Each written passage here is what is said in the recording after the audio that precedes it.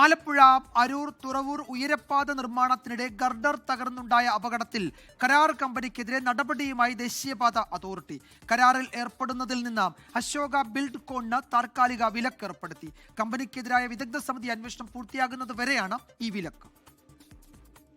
NH-66 Aroor മുതൽ തുറവൂർ വരെയുള്ള 6 വരി എലിവേറ്റഡ് ഹൈവേയുടെ നിർമ്മാണത്തിനിടെയുണ്ടായ അപകടത്തെ തുടർന്നാണ് കരാർ കമ്പനിക്കെതിരെ ദേശീയപാത അതോറിറ്റിയുടെ നടപടി.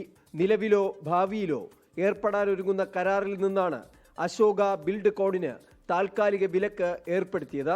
വിദഗ്ധ സമിതിയുടെ അന്വേഷണം പൂർത്തിയാകുന്നതുവരെയാണ് നിലവിലെ വിലക്ക്. അന്വേഷണത്തിൽ വീഴ്ച കണ്ടെത്തിയാൽ തുടർ നടപടികൾ ഉണ്ടാകുമെന്നും ദേശീയപാത അതോറിറ്റി സൂചന നൽകി.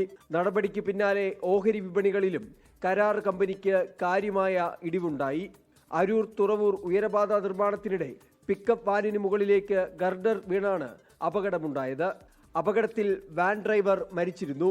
നിർമ്മാണ സമയത്ത് റോഡ് ഗതാഗതം നിയന്ത്രിച്ചിരുന്നുവെന്നും അത് മറികടന്നെത്തിയ വാഹനമാണ് അപകടത്തിൽപ്പെട്ടത് എന്നതുമായിരുന്നു കരാർ കമ്പനിയുടെ വിശദീകരണം. എന്നാൽ കൃത്യമായ സുരക്ഷ ഒരുക്കിയില്ലെന്നും ഗതാഗത നിയന്ത്രണം ഏർപ്പെടുത്തിയില്ലെന്നും ചൂണ്ടിക്കാട്ടിയാണ് അരൂർ പോലീസ് കമ്പനിക്കെതിരെ FIR രജിസ്റ്റർ ചെയ്തിട്ടുള്ളത്. 24 ഡൽഹി. ലോകത്തെവിടെയായാലും ഏത് സമയത്തും 24 വാർത്തകളും ഓഗ്മെന്റഡ് റിയാലിറ്റി പാക്കേജുകളും എക്സ്പ്ലെയിനറുകളും വിശദമായി കാണാൻ ഞങ്ങളുടെ YouTube ചാനൽ നിങ്ങൾക്ക് സബ്സ്ക്രൈബ് ചെയ്യാം.